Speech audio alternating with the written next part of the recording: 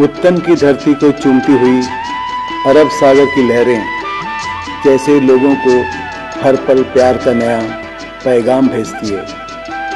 उत्तन से करीब 10 किलोमीटर की दूरी पर बसा एक अनोखा शहर मीरा भाईंदर जो तेज गति से विकास की ओर बढ़ रहा है। लेकिन करीब 2 दशक पहले की बात है। यहाँ की जिंदगी एक वीरान हुआ करती थी। गंदी नालियाँ और झोपड़ी ही यहाँ की पहचान होती थी। मन में भले ही सूरज को पकड़ने की चाह रखते हों, मगर कच्ची सड़क से ही गुजरती हर शाम होती थी। खुले आसमां के साए में बैठे जमीन के बिस्तर पर कभी ठंडी, कभी गर्मी, कभी बारिश में ही गुजरती हर रात होती थी और जिंदगी एक ठहराव बन गई थी। जी हाँ, कहते हैं करीब 2 दशक पहले की बात है। मीरा भाईंदर की हालत कुछ ऐसी ही थी। यहाँ पर रहने वाला हर व्यक्ति 2 जून की रोटियां भी बड़ी मुश्किल से जुटा पाता था। लोगों को तालाब और कुएं के गंदे पानी पर ही निर्भर रहना पड़ता था। घर में उजाले के लिए दीपक ही एक सहारा था। यहाँ के लोगों को खाना पकाने के लिए लकड़ियाँ और कोयलों का सहारा लेना पड़ता था। चारों तरफ बड़े बड़े नाले, खड्डे और खाड़ियों में जमा रहने वाले गंदे पानी के बीच में रहकर लोग अपनी जिंदगी जीने पर मजबूर थे। मुंबई से तड़ीपार जैसे अपराधियों का गढ़ भी हुआ करता था।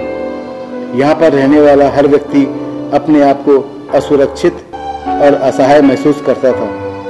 मीरा भाईंदर में रहने वाले लोगों के लिए अच्छी सड़क नहीं होने के कारण यातायात के साधन भी नहीं उपलब्ध हो पाते थे।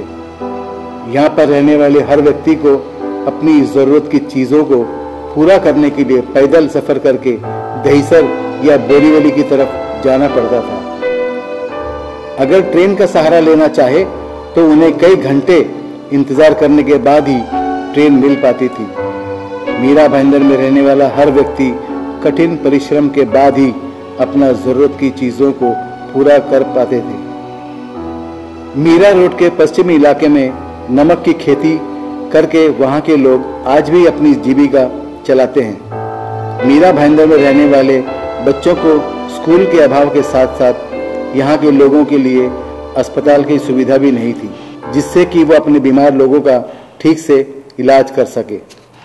फिर अचानक एक दिन परिवर्तन का ऐसा सैलाब उठा जिसने मीरा भाईंदर के बेरंग जिंदगी को रंगीन बना दिया। कौन कहता है कि मेहनत से मुकद्दर नहीं बदलता। आज लोगों की मेहनत से मीरा भाईंदर को स्वर्ग बनते देखा है मैंने। आज यहाँ पर रहने वाले लोगों की मूलभूत के साथ साथ यातायात की अच्छी सुविधा भी है, जिसमें महानगर पालिका द्वारा MB-MT जैसी बस सुविधा भी है।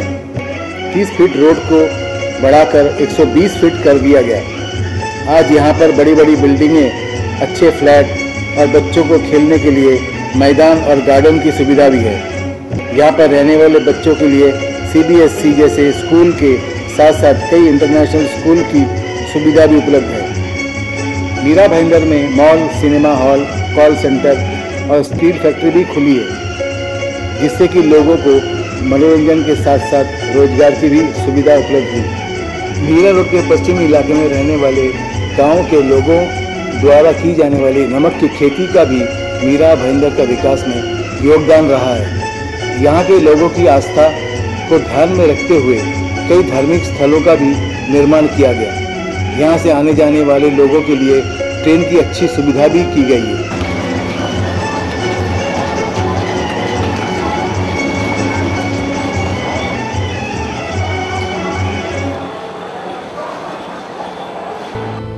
मीरा भाईंदर से करीब 10 किलोमीटर दूरी पर बसा यहाँ की स्वर्ग कही जाने वाली समुद्र तट की उत्तन चौपाटी के नाम से जाना जाता है। मीरा भाईंदर के विकास और यहाँ की सुख सुविधाओं को देखकर मुंबई जैसे शहर ही नहीं बल्कि भारत के हर एक शहर प्रदेश से आने वाले लोगों के अलावा नेपाल और सिक्किम जैसे दूर दराज देशों से भी लोग यहाँ आकर बसने लगे। आज मीरा भाईंदर में लोगों के जीवन से जुड़ी हर प्रकार की सुख सुविधा उपलब्ध है। हमारा आज का मीरा भाईंदर किसी भी विकसित शहर से कम नहीं है। आइए हम सब मिलकर प्रण करें, मीरा भाईंदर को स्वर्ग से ज्यादा सुंदर बनाएंगे।